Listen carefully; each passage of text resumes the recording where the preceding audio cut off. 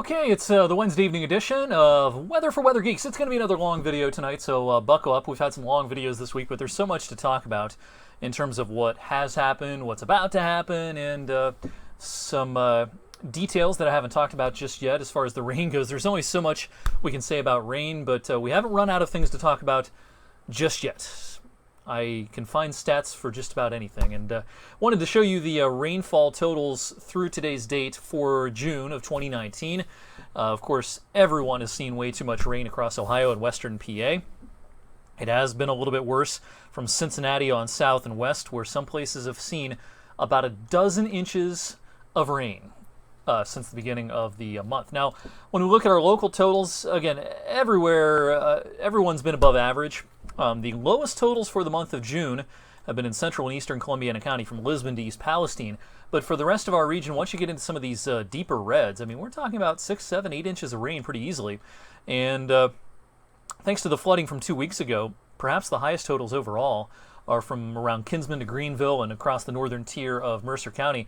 You know, 8, 9, 10 inches, fairly common up here. Now, these are radar estimates, but some actual rain gauges do kind of bear this out. But at the airport today, we put up a rare goose egg. It did not rain in Vienna today. In fact, a lot of us got away with a dry day today, so we stayed at 6.66 inches for the month, 4.22 above the average. All right, so we have had a couple of isolated issues late this afternoon and this evening.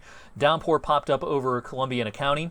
And even though when I'm recording this at 7-11, it's trying to fade away a little bit, this still dumped a decent amount of rain from Elk Run and Rogers on north to areas just south and east of Columbiana. Perhaps 3/4 of an inch, to an inch worth of rain.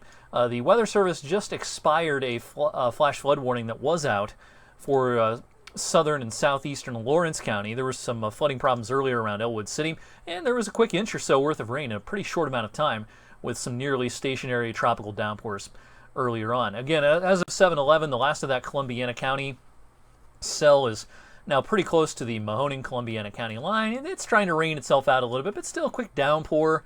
Some standing water on roadways briefly, but I'm not real concerned about widespread flooding issues with that. All right, a lot of moisture off to our south and west. A fair amount of thunder and lightning this evening across southwest and western Ohio, places that, much like us, do not want to see a drop of rain for a long time.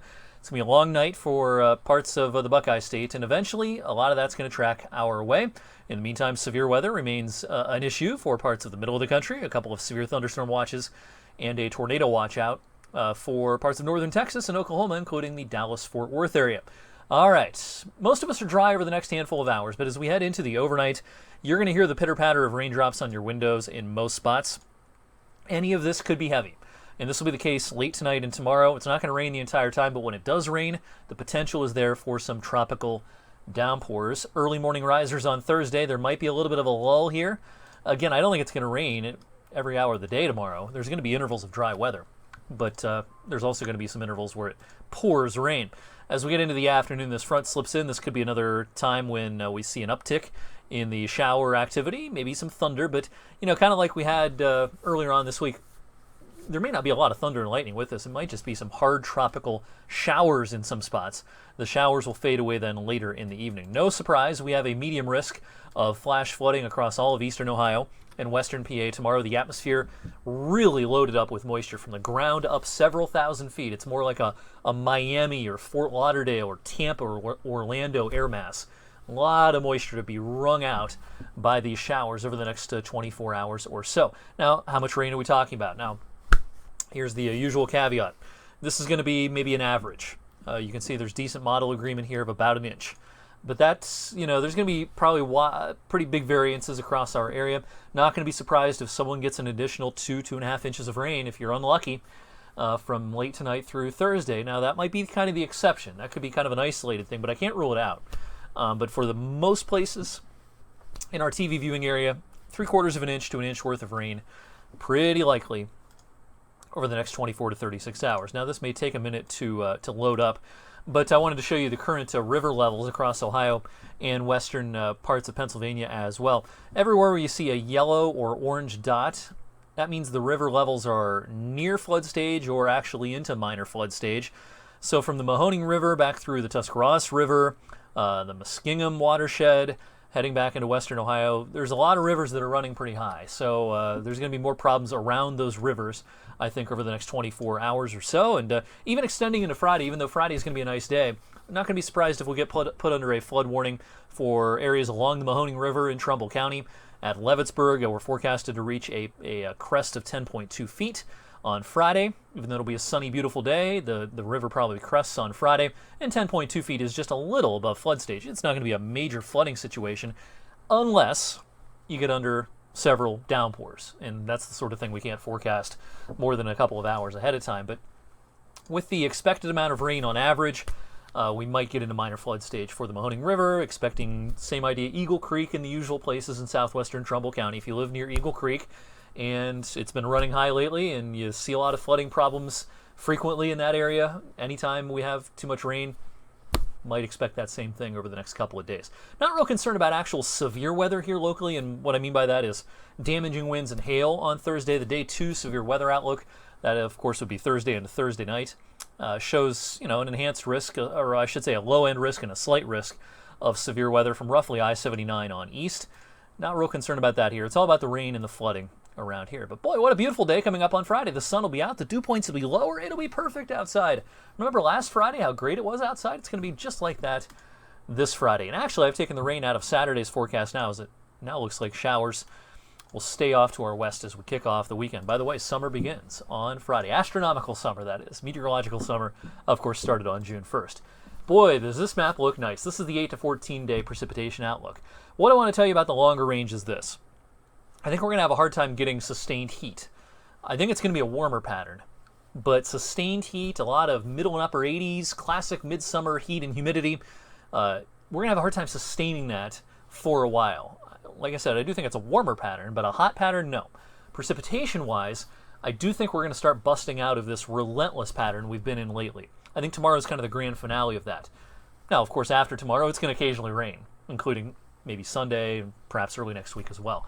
But I don't think the pattern will be as just loaded for bear when it comes to tropical downpours and frequent rains as it has been lately. In the 8 to 14 day period, we're showing, kind of decent odds of perhaps below average precipitation in that longer range. All right, I posted this on social last night in case you missed it. We're going to get into in the next week or so, on air and on TV, some reasons for all the rain. Everybody wants to know, hey, why has it been doing this?